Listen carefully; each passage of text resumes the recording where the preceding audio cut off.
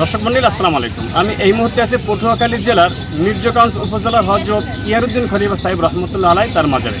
আমি যদি আপনাদের জানিয়ে রাখি যে প্রতি শুক্রবার এখানে অসংখ্য মানুষ নামাজ পড়তে আসেন, দেশের বিভিন্ন প্রান্ত থেকে প্রতি শুক্রবার নামাজ পড়তে আসেন এবং আমাদের মা বোনেরা আসেন কিন্তু তাদের ছেলে মেয়েদের অনেকে মাথা নেড়া করেন এবং অনেকে পাশের যে নদী এই নদীতে গোসল করার জন্য, এবং বিশেষ করে যারা যুবক বয়সে আছেন অনেক পুরুষ আছেন তারাও কিন্তু আসেন এই নদীতে গোসল করেন। আপনারা যে বিশাল নদীতে দেখতে পাচ্ছেন এই নদীর পাশ ঘিরে কিন্তু টোটালটাই কিন্তু একটা ঘাটলা করা, যে ঘাটলা একসাথে আপনার 3 থেকে 400 লোক অজু বা গোসল করতে পারে।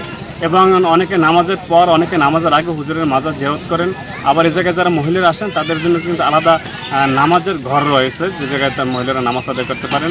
আর পটুয়াখালী এই মির্জাগঞ্জের যে একটা আলাদা বৈশিষ্ট্য আছে সেটা হচ্ছে যে আপনার জায়গায় একটা সিন্নিঘর আছে, যে জায়গায় 12 মাস সিন্নির ব্যবস্থা আছে।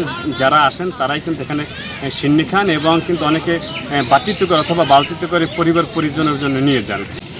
আজকে শুক্রবার পবিত্র জুমার দিন মির্জাগঞ্জের কিন্তু একটা সুন্দর চমৎকার একটা পরিবেশ দৃশ্য, সেই দৃশ্যটা এতক্ষণ করে আমি আপনাদের দেখানোর চেষ্টা করেছি। তা সবাই ভালো থাকবেন, সুস্থ থাকবেন, এই বলে বিদায় নিচ্ছি। আল্লাহ হাফেজ, আসসালামু আলাইকুম।